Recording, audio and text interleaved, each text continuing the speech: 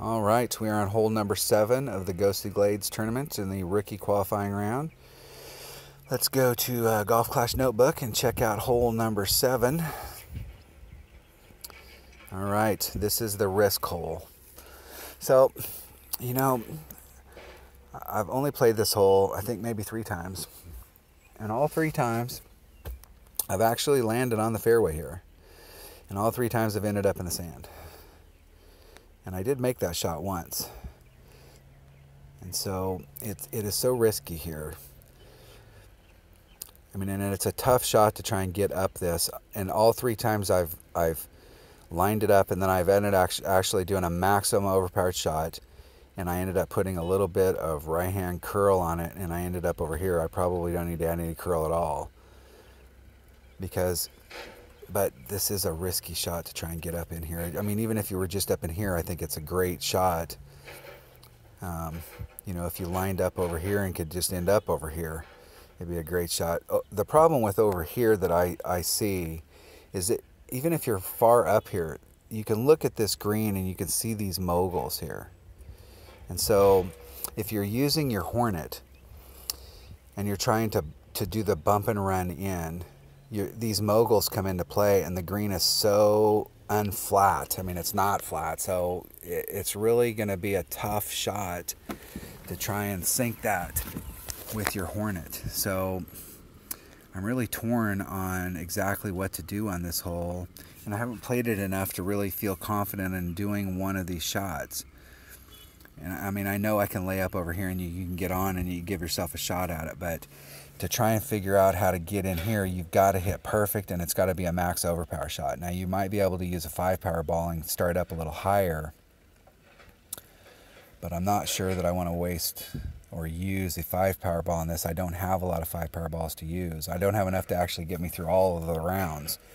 And whatever I'm practicing now is what I want to try and stick with throughout the tournament. So, you know, I'm not sure if you could start over here, if you could curl it around and get it to lay up out here, because out here you'd have a much better shot. You know, if you could take these trees out of play and end up somewhere out in this area right here, that might not be a bad deal. So from where the tee box is, you know, I mean, to get into this area is a max overpower shot. I mean, I wonder if you could use a quarterback and get out here and try and curl and bring it all the way over here if you got enough topspin to do that.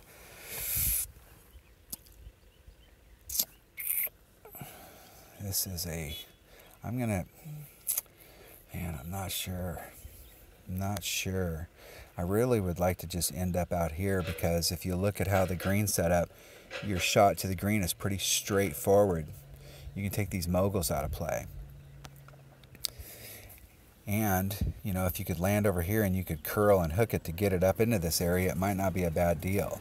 The other thing that might not be a bad deal is if you started out here and you did a hook shot and you tried to bring the ball and just blast it through this area and blast it through here. The problem there is if you're off, you could end up in the water out here. So there's not really any good, you know, like really good stuff here, other than to just lay it up out here and try and go for that and hope that you can make that at least once on the weekend round. So let's try that. We're just going to use it. We might as well bring a big ball with us. And we're going to use that big ball more trying to get on the green to cut the wind down. So this would be a great Kingmaker hole. So let's try that one. I haven't actually hit it that direction, but I've seen other people hit it. Everybody else is pretty much hitting in that direction, and I've been trying to see what that looks like to see how easy that next shot is. I'm not sure whether we're bringing, what club we're bringing, but it looks like with those moguls, we're probably going to have to end up pretty close to the hole. We're not going to be able to do a bump and around with like a backbone, so I'm thinking maybe my back iron or my backspin clubs would be better choices here, and we're definitely not going to end up in our Hornet range. Let's bring a Kingmaker just so that it'll cut the wind down on that second shot. And let's see what we got going. So the risky shot is definitely trying to hit over there and trying to get on in one. And I mean, the reward would be you're on in one, but the risk there is that you took yourself out of a decent second shot for an eagle. Whereas if you hit over here and you're doing the layup, you're giving yourself that eagle shot. So like if I was here, you know, I mean, unless you had a big topper where you could try and top spin it over.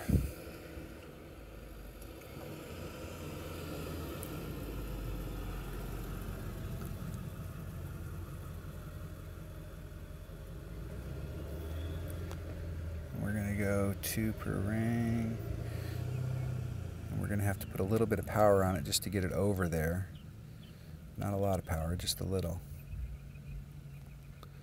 Isn't it perfect?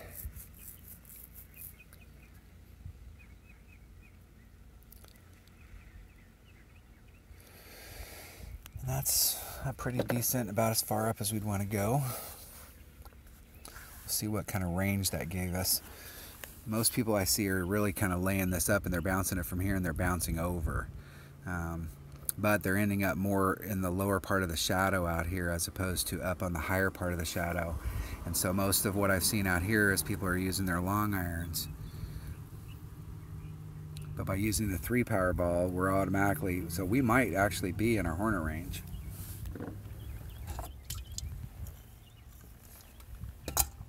Wouldn't that be wonderful?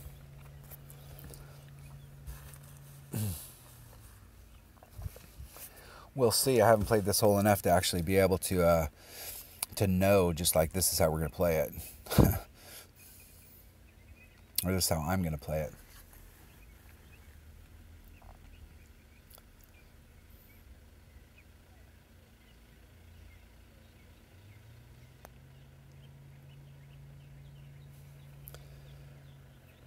And we are in our Hornet range. So there's minimum club. There's maximum club. So we're pretty close to mid. And what we'd like to do is to be on the other side of that mogul. So we can kind of take that mogul out of play.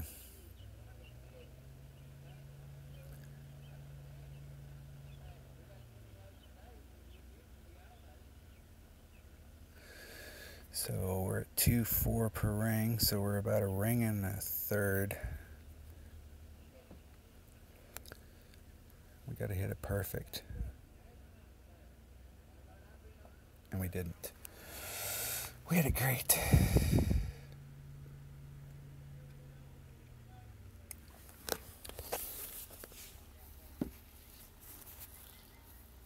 But there is a shot there if you can, and you're especially good if you can take that mogul out. If you can bounce before the mogul and hop over the mogul and then get in, or start off on the other side of the mogul. But you definitely want to not have to, you can't run it in. So, you know, that might actually be a better hole for a thorn, because it looked like, you know, as I move the ball around with the Hornet, that the green has some inconsistency to it. So it might actually be a better shot. You're going to be more towards your max Hornet, and you're going to be able to use that backspin to try and get it into the hole. It kind of gives you 2 shots to get it in the hole. So that might actually be a better hole to bring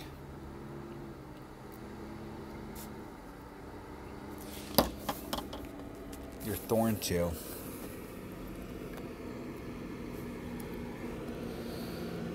So the next time we play this hole, we'll bring our thorn and we'll try that same setup and see what kind of shot it gives us.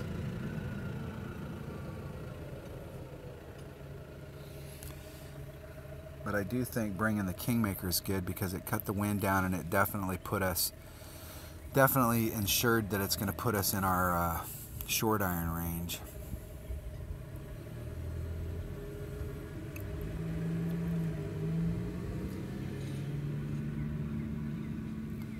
Our opponent must have agreed, because they brought their Kingmaker in disguise.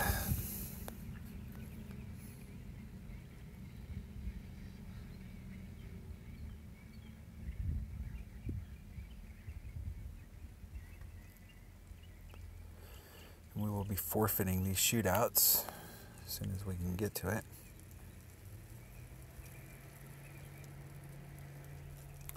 Good luck in the tournament. All right, that was hole number 7 of the Ghostly Glades tournament in the rookie qualifying round. Thanks for watching.